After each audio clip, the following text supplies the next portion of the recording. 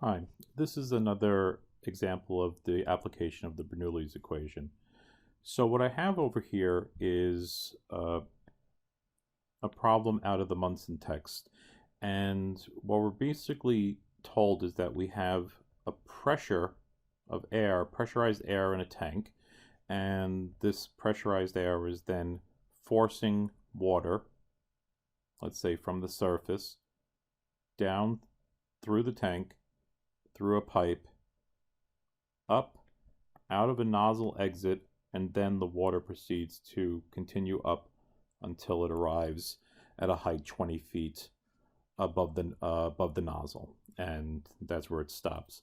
So what we're basically being asked for in this problem are, I think the problem itself asks for the pressure of the air in the tank and the velocity of the fluid at the exit of the nozzle.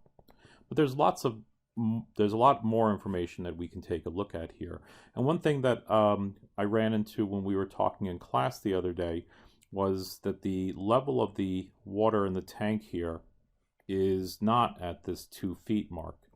And when I solved the problem in class, I basically fudged and I said, let's make the tank a little bit larger. And, well, let me get rid of some stuff here. So what I basically ended up doing in class was moving the top of, basically filling this with fluid and move the top of the tank up, and here was the air, so that we actually knew where the level of the fluid was. All right, so I'm going to take a look at that as well when we go back and take a look at the problem. All right, so what I have over here is the problem now with some annotations in it. So we have location 1, 2, 3, and 4. All right, I'm then, instead of using a variable over here, I've just decided to use the value of h. So the value of h goes from where I'm defining my 0 datum up to the height of the water in the tank. And the value is not given, nor is it even referenced or asked for in the problem statement. So I have a streamline which we can draw from point 1 through point 2 up through the nozzle and ending at point 4. All right, and now we're going to let the pressure in here be gauge pressure. And since this is a free jet, the P atmosphere here and the P atmosphere at this location will both refer to as being 0. So 0 gauge. All right. So what do we know and what do we know and what are unknown? Well, at point 1, we don't know the pressure. We know the velocity, however, is 0, and we know, well, in this case, we think we would know the height, but we don't. At point 2, we don't know the pressure, we don't know the velocity, but we do know the height of the fluid at that point, which is 0. At 3, the pressure is atmospheric pressure because of a free jet, so it's 0. We don't know the velocity, but we do know its height being 2 feet. And at 4, we actually know everything about what's going on at 4. The pressure is atmospheric, the height is 22 feet, and its velocity is 0. So we're in pretty good shape when we get to that location. Clean up the drawing here a little bit. So what can we do? Well, if we take a look at it, we have 5 unknowns. So we have the unknown pressure and height of 1, unknown pressure and velocity at 2, unknown velocity at 3, but everything's specified at 4. So if we want to solve for 5 unknowns, we'd have to get 5 equations. Well, the Bernoulli equation can be applied between different points on the streamline, and we have conservation of mass, or continuity, gives us an additional equation. But let's take a look over here. What I've done is I have an example of Bernoulli's equation for 2 points. So if I have a point A and B, well, that would only yield me 1 equation, right? I can write Bernoulli's equation between point A and between point B. So one linear equation gives me one unknown. Now, if I put in another value here, say a point C, well, 3 points on the streamline, again, it's not going to give me 3 equations, it's going to yield 2 equations because I can equate the Bernoulli constant at A to what its value is at C and what its value is at B, which is what I'm showing out over here.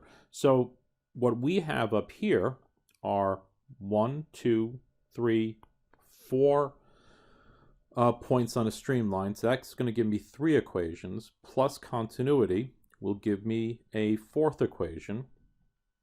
So that's going to give me a total of 4 unknowns, or 4 equations, so I can solve for a total of 4 unknowns. So what does that leave us with? Well, it leaves us with the fact that H can't be unknown.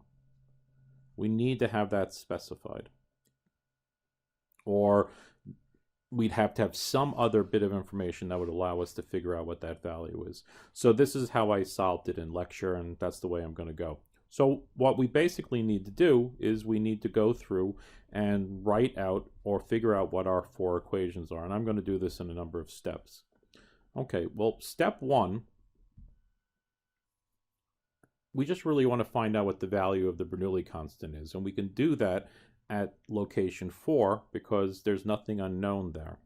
So if we do that, the value of the Bernoulli constant is P4, its stagnation, its static pressure, the dynamic pressure, and the hydrostatic pressure. But in this case, it's 0 atmospheric pressure, it has 0 velocity, and its total height above the datum is 22 feet. So now, with my constant value, basically the energy of the streamline defined, I can apply Bernoulli's equation between points 3 and 4, where 3 is the exit of the nozzle. So here we have atmospheric pressure, P3 goes to 0. I'm looking for V3, and I know Z3 is at 2 feet. All right, let's go back and take a look at the diagram here. So here's the location. It's 2 feet above the datum. Excuse me. So what I got over here is I can solve for V3. So the rows cancel in all the 3 remaining terms.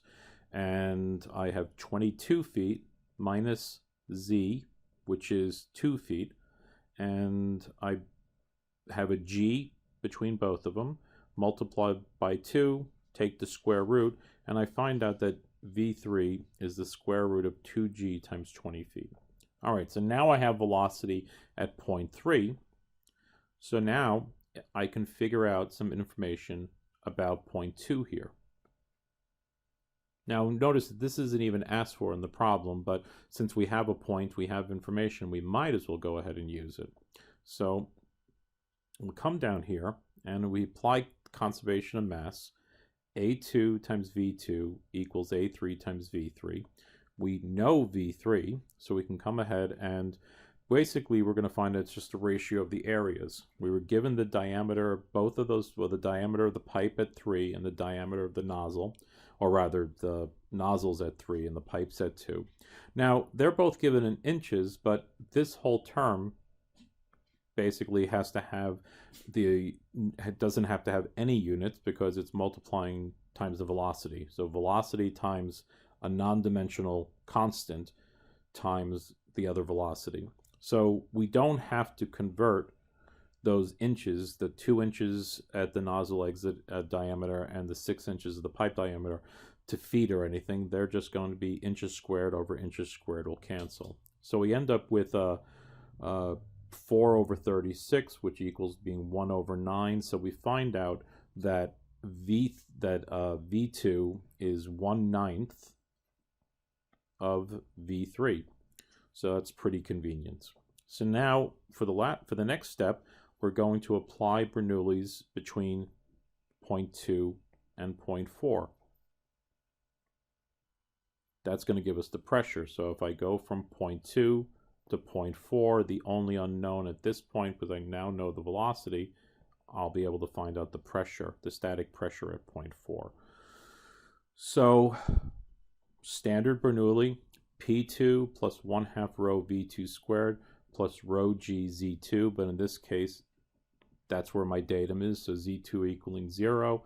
And at 0.4, it's just the value of the Bernoulli constant along that streamline. So again, we can go ahead and do the algebra. And in this case, we find out that P2 is rho G times 22 minus 20 over 81.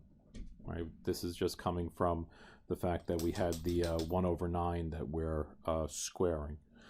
So we get P2, and then now we want to get P1. So in this case, we just have to go from 0.1 all the way along the streamline out to 4. And in this case, I didn't mention it before, but what we normally assume is that this is a very, very large tank. So since it's a very, very large tank, we don't worry about the velocity of the surface. So we usually assume in this case, we'll write things like the velocity at 1 is approximately 0. So we're going to utilize that down here. And we have P1, that's what we're looking for, 1/2 rho V1 squared, where we're going to let V1 be approximately 0. And here was that unknown value of h. So if I didn't have this value, if this was something plus h, I wouldn't be able to solve for that value. So we're going to utilize it as a value of 2 feet. And we go ahead and with the just solving for P1, we end up with rho G times 20 feet. All right, and then the last bit here, I'll just zoom in a little bit if you want to actually take a look at them. But now we're just doing our numerical answers. So we're in the English units. So we have G is 32.2 feet per second squared. And the rho G term ends up being just the specific weight of water, which is 62.4 pounds per cubic foot. So I'll let you kind of go through it yourself, but we get some answers and they all make sense.